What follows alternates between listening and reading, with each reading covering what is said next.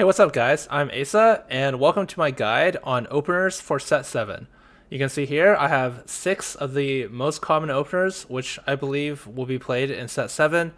I'm not going to go into every single one, but let's go ahead and get into these. So the first one is Jade plus Dragomancer, and both of these units are both Jade plus Dragomancer. So it's not just Ash and Karma. There are 5 Jade units in the 3 cost slot or less, and 6 Dragomancer units in the 3 cost slot or less. So I think personally this is going to be the most common opener. If you have both of these, that's ideal, as you can activate Jade plus Dragomancer as early as level 4, right? So you just put in the most common one, Tarek, of course, is going to be a 1 cost for your Jade, and then set. This will be the most common variation, because I mean Ash is a 2 cost and the rest is 1 cost, right? So at level 4, I think this is going to be an extremely common level 4 board to play. You do have to be careful with frontline backline balance. Let's say you hit something like Anivia, and then something like Anivia and Swain. Like if you hit a board like this, yeah, you hit the Jade Dragomancer, but you don't have frontline, so you always have to watch out frontline backline balance. I do think, while ideally you have both Ash plus Karma, you don't need both of them. Let's say you only hit one of them. You can activate the synergy on level 5, which is still really early. Like let's say I don't hit Ash. Let's say I don't hit Ash, so instead I hit Tarek Nar, and then I hit like Set, and then one more Dragomancer, right? Let's just say it's like Volibear. I could be playing a board like this as early as level 5. Jade Dragomancer, very strong. Um, but yeah, once again, if you hit both Ash and Set, you can activate it at 4. So personally, I think the strongest variation of this board at level 5 is Ash, Karma. I think it's a Tempest variation. Like Ash already gives you Swift Shot, so I think Ezreal here, and then Lee Sin as your Dragomancer for Tempest with Ezreal, and then your last Jade unit, it could be Gnar or Tarek. It doesn't really matter. Let's just throw in Tarek in here, right? So personally, I think the Tempest variation is the strongest at level 5. Of course, you do have to hit Lee Sin. Assuming they balance Volibear. As I'm recording this video, Volibear is extremely overtuned, but assuming Volibear is balanced, I think this will probably be the strongest level 5 variation. So the second comp I want to talk about is Ragewing plus Dragomancer, and it's very similar. It also has two units, Swain and Set, that have both of these traits, right? So it's very easy to hit this opener. It's less common than the Jade one because Swain is a 3 cost, whereas Ash is a 2 cost. But again, there are a ton of Ragewing and Dragomancer units in the cheap slots. There's 5 Ragewings that are 3 costs or less, and of course, again, 6 Dragomancers in the 3 costs or less slot. So you have both these units, and you can just throw in. Again, if you have both of these, you can activate it as early as level 4. So if I throw in like Senna, and then another Dragomancer, right? So if I do something like this, I have to be a little bit careful because this comp lacks frontline backline balance. So like if you have set 1 in this comp, even though you have really clean synergies, it's not going to be that strong because your front line is just going to die. So if you have set 2 with defensive item, it's probably going to be pretty good. But ideally, you can hit Shen. That'd be really nice. And then just one more Dragomancer, right? It could be anything. Again, like just Karma. It doesn't matter. You're not really always going to be able to pick and choose. But yeah, this board at level 4 is incredibly strong. Once again, similar to Jade and Dragomancer, I think the best setup at level 5 is actually the Tempest variation. Once again, this is a little harder to hit because you need 2 3 costs now. You need 3 and Swain and Lee Sin. But I do think if you are able to hit all these units, I think the strongest variation at level 5 of Ragewing Dragomancer is this Tempest variation. So like this is your front line, Swain's your back line. These guys you can put wherever, right? So the next comp I want to talk about, I already talked about Jade plus Dragomancer, Ragewing plus Dragomancer. What's next? Okay, Jade, Ragewing, Dragomancer. The earliest you can get this synergy online is level 6, but again, since you have all of these units that just provides so much Ragewing, Jade, and Dragomancer, you don't even need all 4, right? Because it gives you 4 out of 3. You could play all 4, but you don't need all 4. But you can activate all of these at level 6. So you can see if I have these, I just need one more Jade and one more Rage Wing. And then I could drop any one of these for another one as long as it shares the same things. So for example, I'll drop one of the Jade units because the most noteworthy unit that goes here is Gnar because he shares a trait with Swain. Some other ones you can think about. Nico has the same tags as Gnar exactly, so of course Nico, but I mean she's a 4 cost, so you're not super likely to have her. Another one is Zaya shares Swift Shot with Ashe. But basically, yeah. So let's like throw Gnar in here, and then let's throw like Tarek, and then let's throw in Shen. Shen is really strong early. He's just a really good unit. And now what do I need? I need a Dragomancer and a Jade. Okay, let's throw in Ashe. So like I could play something like this board.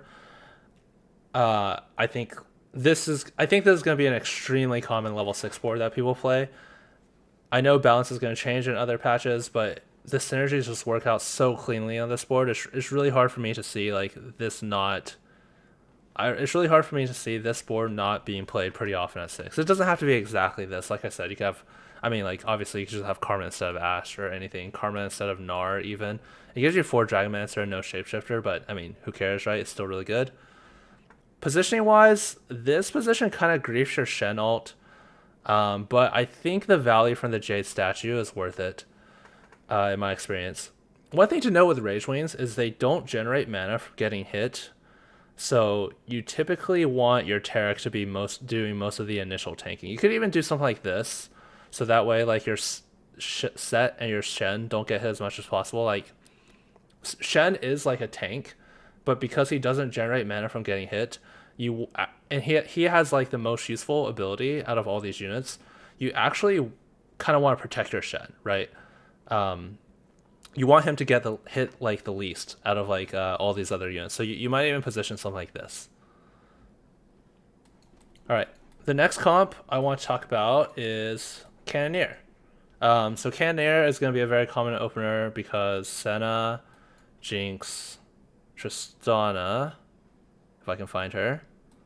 I mean, these are all one cost, 2 cost, 2 cost, right? So this is going to be a very common opener. It's pretty straightforward. Tristana combos with Heimerdier. If you find Lulu, of course, that can replace Heimerdier. It gives you Namzi.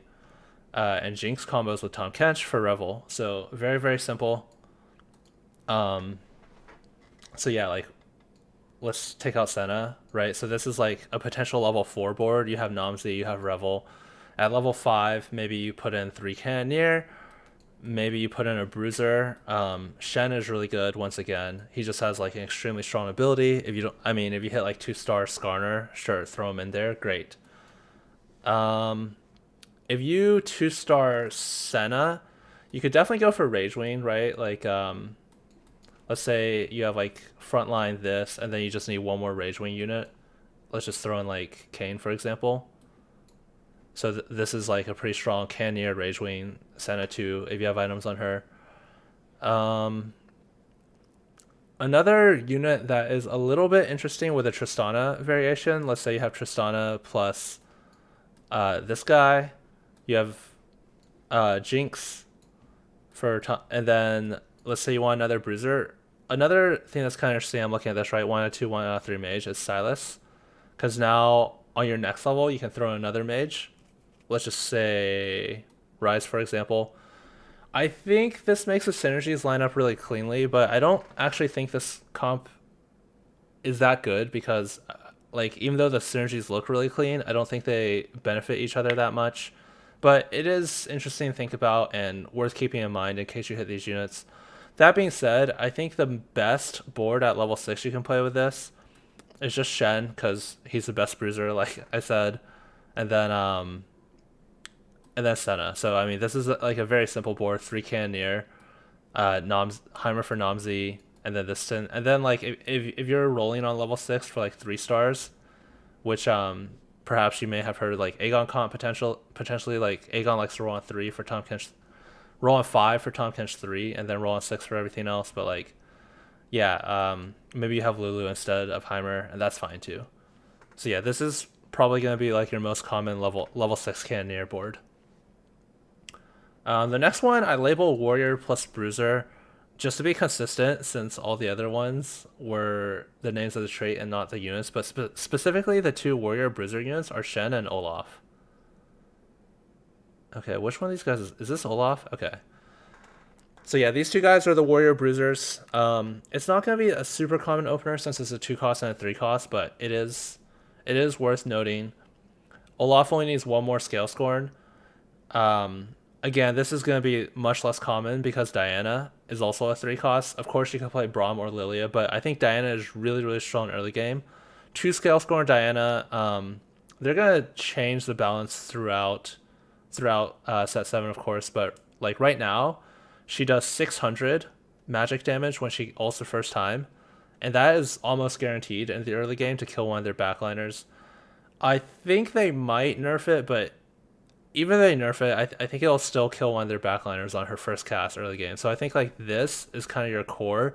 It's super strong. One thing to note that I think is kind of like a trap synergy. If you get like Shen, or wait, not Shen. If you have like Kayn for Assassin with your, that's not Kayn. Kayn for Assassin with your Diana. Now you see, oh, I'm 2 out of 3 Rage Wing. Maybe I'll just play one more.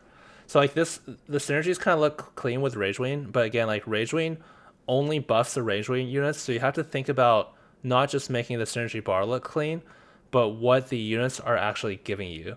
So here, like it's only buffing the Rage Wing units, but these are your carries, right? So even though this synergy might kind of look tempting, I don't think it's actually that good. Like I think it makes more sense to maybe just play 2 more Bruisers, right? It could be just Tom Kench Skarner if you 2-star them, a 1-star Alawi or 1-star Silas. Like let's say you have like 1-star Alawi, 1-star Silas. That seems pretty strong as well. But yeah, this is basically Shen Olaf plus 1 Scale Scorn. Yeah, I think this is really strong. I know a lot of people like to put their Olaf up on the front line to get him killed for the stacking bonus. Personally, when I get this opener, I would rather just play Olaf as like as a really strong melee carry. Again, Shen doesn't want to be focused, so let's say I have these units. I might position something like this. These 2 units get focused. My Shen walks up here, and then my Olaf walks up here. So like my carries don't get focused. My tanks get focused. Like I said, I don't want Shen to get focused. So yeah, I like to just ignore the death passive on Olaf. I think he's a really, really strong early game item holder. You can, like, let's say you put uh, Rageblade on him. You can later move it to like almost any single dragon.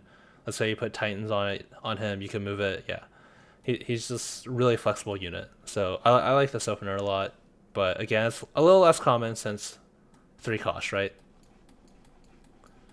All right, the last opener I want to talk about is Astral. I personally have not played that much Astral, but one thing that I will say that everyone should know, if you don't know it already, is these 2 units share tags very cleanly. They're Astral Bruisers.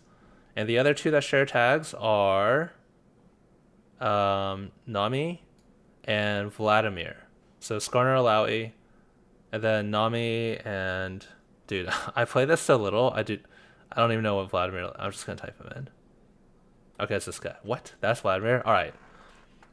So yeah, these 2 units share tags, and these 2 units share tags. These 2 are very clean, right? And then these 2 just want one more mage. So like, at level 5, you could just play another mage. For example, it could just be Rise. One thing to note that's kind of interesting is Silas is also a Bruiser. So let's say, as my 3rd mage, I play Silas instead. Well, now, at level 6, I can just play another Bruiser. My favorite unit, Shen, right? So let's just throw him in here. Something like this, right? I haven't been like doing the positioning super cleanly, but yeah. So this would be like a pretty clean level 6 Astral board synergy wise.